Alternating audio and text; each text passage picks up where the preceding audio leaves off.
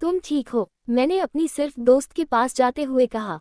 वह अपनी सीट पर बैठी रही और उसकी आंखों से फिर से आंसू बहने लगे। आखिरी लेक्चर खत्म हो चुका था और क्लासरूम खाली था। पिछले हफ्ते हमारे लंच के बाद से मैंने अनन्या से ज्यादा बात नहीं की थी। खूबसूरत लड़कियां सबसे अच्छा तब बर्ताव करती हैं जब आप उन्हें नज़रअंदाज करते हैं। बेशक, उन्हें पता होना चाहिए कि आप उन्हें नज़रअंदाज कर रहे हैं, वरना उन्हें ये भी नहीं पता चलेगा कि आप मौजूद हैं। लेकिन आज मुझे उससे बात करनी पड़ी। वह क्लास में रो पड़ी थी। हमारी क्लासरूम ऑडिटोरियम स्टाइल की थी, जिसमें अर्धगोलाकार पंक्तियां थीं, इसलिए हर कोई हर किसी को देख सकता था। छात्र वर्णमाला के क्रम में बैठते थे। अनन्या, जैसा कि सभी एच से नाम शुरू होने वाले बच्चों का दुर्भाग्य होता है, बाईं तरफ पहली पंक्ति में बैठती थी। वह अंकुर और आदित्य के बीच बैठती थी। दोनों आईआईटीएन थे जिन्होंने पहले ही उससे प्रपोज कर दिया था, बिना इस शर्मिंदगी पर विचार किए कि रिजेक्ट होने के बाद पूरे साल रिजेक्टर के बगल में बैठना पड़ेगा। मैं तीसरी पंक्ति में बैठता था, कन्याश्री के बीच, जो एक मेहनती कोर्स ट्रांसक्राइबर की तरह नोट्स लेती थी, और 5 मोहितों के बीच, जो भारत के विभिन्न हिस्सों से आए थे। लेकिन न अंकुर, न आदित्य, न कन्याश्री और न ही 5 मोहितों ने अनन्या के आंसुओं पर ध्यान दिया। केवल मैंने उसे अपनी पीली दुपट्टे से आंखें पोंछते हुए देखा, जिसके सिरों पर छोटी घंटियां थीं जो उसकी हर हरकत पर बजती थीं। पिछले हफ्ते मैंने अनन्या के साथ अपनी बातचीत सुबह की औपचारिक अभिवादन और दिन के अंत में एक आकस्मिक हाथ हिलाने तक सीमित कर दी थी।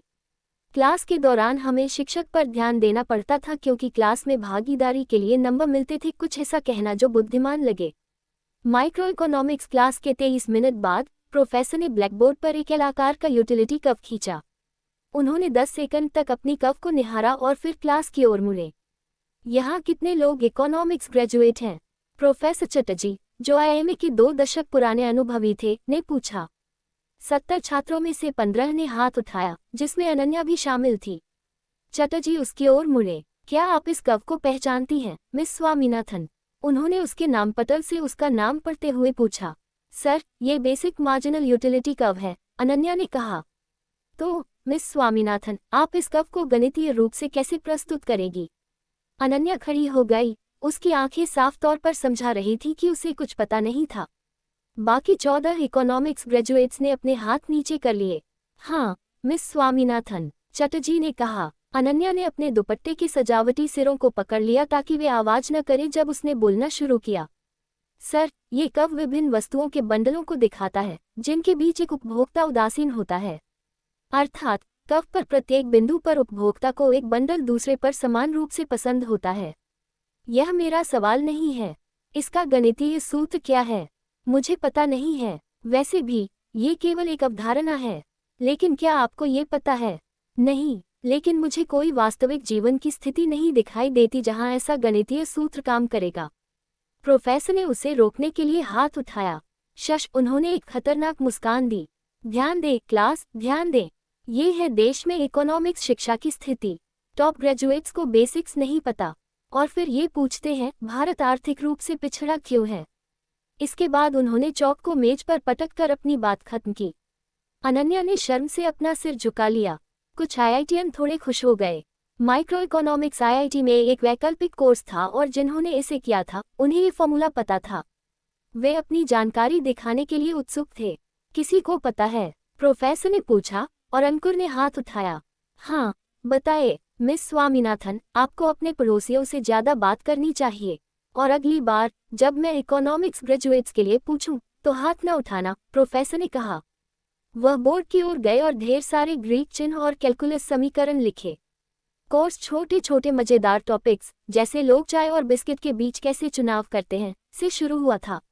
अब ये डरावने समीकरणों तक पहुंच चुका था, जो परीक्षा में हावी रहने वाले थे। क्लास के सभी छात्र तेजी से नोट्स लिखने लगे। कन्याश्री इतनी जोर से लिख रही थी कि उसकी कलम की निब के कंपन महसूस किए जा सकते थे। मैंने अनन्या की ओर देखा। जैसे ही अंकुर के शब्द बोर्ड पर लिखे गए, अनन्या के बाएं हाथ की उंगलियों ने उसके पीले दुपट्टे को कसकर पकड़ लिया। उसने अपना बायां हाथ अपने चेहरे की ओर बढ़ाया, जबकि वह अपने दाएं हाथ से लिखती रही। धीरे धीरे उसने अपने आंसू पोंछे। शायद मिस बेस्टगर्ल का भी दिल था, मैंने सोचा, और शायद मुझे अपनी नजरअंदाज करने की रणनीति छोड़कर क्लास के बाद उससे बात करनी चाहिए। तुम ठीक हो? मैंने फिर से पूछा। वह सिर हिलाते हुए अपने आंसू पोंछती रही। उसने अपनी नज़रें नीचे झुका रखी थी। मुझे टोपाज की याद आ रही है, मैंने विषय बदलने के लिए कहा। मैंने कभी इतनी बेइज्जती नहीं झेली, उसने कहा। किसी को फर्क नहीं पड़ता, सभी प्रोफेसर कमीने होते हैं। यह एक सार्वभौमिक सत्य है, मैंने कहा। कम से कम जहां से मैं आता हूं। तुम्हें मेरा इकोनॉमिक्स डिग्री देखनी है? मैं तुम्हें मेरे ग्रेड्स दिखा सकती हूँ। नहीं, मैंने कहा। मैंने पूरे दिल्ली विश्वविद्यालय में तीसरा स्थान हासिल किया था। इन होने वाले इंजीनियर प्रोफेसरों ने इकोनॉमिक्स को एक सुंदर लिबरल आर्ट्स विषय से इस ग्रीक चिन्हों के कबाड़खाने में बदल दिया है। उसने बोर्ड पर लिखे फॉर्मूलों की ओर इशारा करते हुए कहा। मैं चुप रहा। तुम आईआईटी से हो, तुम्हें तो ये समीकरण पसंद होंगे। उसने मेरी तरफ देखा। अपने आंसुओं के बावजूद वह अभी भी सुंदर लग रही थी। मैंने ब्लैकबोर्ड की ओर देखा।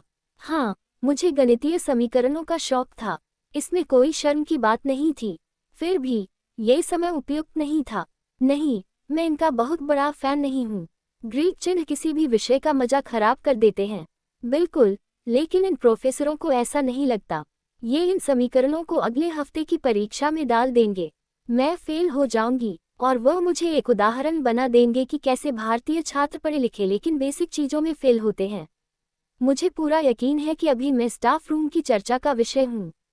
वे सभी फ्रस्ट्रेटेड हैं, मैंने कहा। हम उनकी आधी उम्र के हैं, लेकिन 2 साल में उनसे 2 गुना कमाएंगे। क्या तुम किसी 11 साल के बच्चे से नफरत नहीं करोगी अगर वह तुमसे 2 गुना कमाए? वह मुस्कुराई। तुम्हें अपना दुपट्टा सूखने के लिए टांग देना चाहिए, मैंने कहा। वह और मुस्कुराए। हम क्लास से बाहर निकल गए। हमने लंच छोड़ने का फैसला किया और कैंपस के बाहर सड़क किनारे वाले रामभाई पर चाय और ऑमलेट खाने गए। वह मुझे माइक्रो इकोनॉमिक्स में बर्बाद कर देगा। उसने शायद मेरा नाम घेर लिया है और उसके आगे डी लिख दिया है, उसने कहा, अपने दुपट्टे की तहों में गर्म चाय के गिलास को इंसुलेशन के लिए घोंसले की तरह रखते हुए।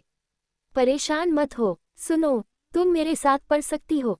मुझे ये समीकरण पसंद नहीं है, लेकिन मैं इनमें अच्छा हूँ।